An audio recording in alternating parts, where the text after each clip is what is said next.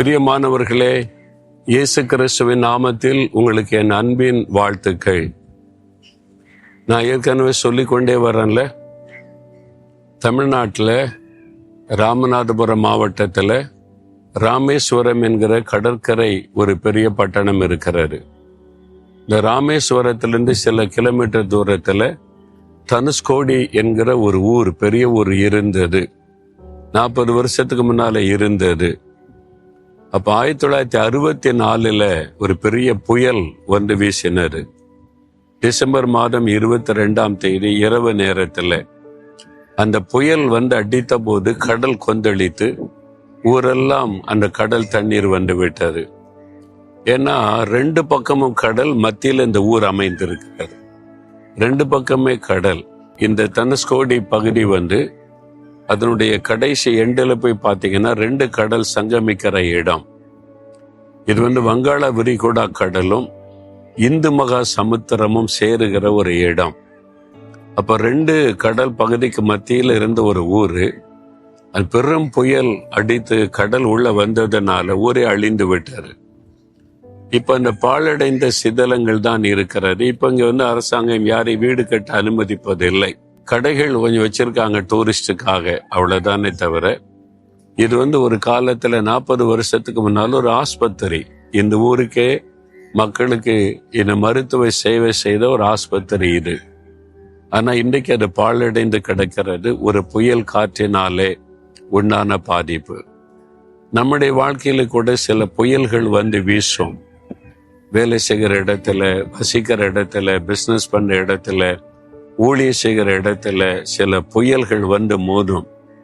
சில சமயம் கடல் கொந்தளித்த அலை எழும்புவதை போல சத்துருவாகிய சாத்தான் வெள்ளம் போல எழும்பி வருவான். நம்மை அழித்து விடும்படிக்க முயற்சிக்க வருவான். ஆனா அந்த சமயத்துல அந்த பெரும் காற்றையும் கடல் கொந்தளிப்பையும் பார்க்கும்போது உள்ளத்தில் ஒரு பயம் உண்டாக ஆரம்பிக்கும். அது மாதிரி சூழ்நிலையில இப்ப நீங்க இருக்கிறீங்கல்ல, ஏதோ ஒரு பிரச்சனை உங்களை பயப்படுத்துகிறது. சுனாமி வருவதற்கு முன்னால கடற்கரைக்கு போக பயமே இருக்காது.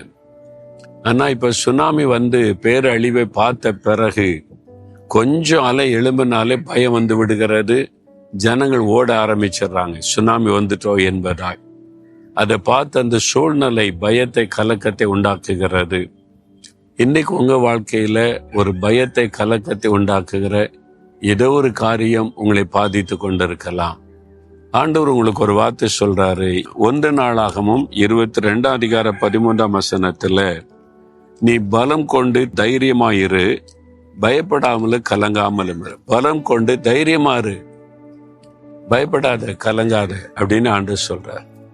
சொல்லுகிறவர் யார்? வானத்தையும் பூமியை உண்டாக்கினவர், காற்றையும் கடலையும் சிருஷ்டித்தவர், காற்றுக்கு ஒரு எல்லையை குறித்தவர், கடலுக்கு ஒரு எல்லையை குறித்தவர், காற்றுக்கு ஒரு பண்டகசாலையை வைத்திருக்கிறவர் அப்படிலாம் வேதத்திலே பார்க்கிறோம். அதனால உங்க வாழ்க்கைக்கு விரோதமாய் புயல் போல எழும்பி வருகிற பிரச்சனை, ஒரு பெரும் அலையை போல எழும்பி வருகிற போராட்டம், பயப்படாத மகனே, கலங்காதே மகளே, திடமனதாயிரு அப்படின்னு ஆண்டவர்களை சொல்றார். இன்னைக்கு ஒரு பயம், உள்ளத்துக்குள்ள ஒரு கலக்கம் வருது. இதை நினைச்சா இது என்னமா முடியுமோ, எப்படி ஆகுமோன்னு. ஆனா நீங்க பாருங்க, அது கடந்து போயிடும். நீங்க ஸ்ட்ராங்கா இருப்பீங்க, உங்களுக்கு சேதத்தை உண்டாக்க முடியாது, நீங்க உறுதியா இருப்பீங்க. அதனால தான் ஆண்டவர் சொல்றா, நீ பயப்படாத, கலங்காத, திடமனதா இரு. இல்ல வரட்டும், புயலே வரட்டும், பெருங்காற்று வீசட்டும், அலைகள் கொந்தளிக்கட்டும், பிரச்சனைகள் வரட்டும், போராட்டம் வரட்டும், என்ன அது சேதப்படுத்தாது, அது கடந்து போயிடும். ஏன்னா என் கூட இருக்கிறவர் பெரியவர். அவர் சொல்றார், பயப்படாதே, கலங்காதே, திகையாதே, திடமனதாயிருன்னு சொல்லி. அது விசுவாசிங்க, அது அறிக்கையிடுங்க. ஆண்டவரே, நான் பயப்பட மாட்டேன், கலங்க மாட்டேன், திடமனதா இருப்பேன், நீங்க சொல்றத நான் நம்புறேன், அப்படியே இருப்பேன்னு சொல்லி பாருங்களேன். உடனே பயம் விளைகிறோம், கலக்கம் விளைகிறோம், சூழ்நிலையே மாறிடும். இன்றைக்கே சூழ்நிலை மாறு. சொல்றீங்களா? ஆண்டவரே, நான் பயப்பட மாட்டேன், கலங்க மாட்டேன், திடமனதா இருப்பேன், நீங்க எனக்கு சொன்னதுனால நான் அப்படி இருக்கேன்னு அர்ப்பணித்துக் கொள்ளுகிறேன்.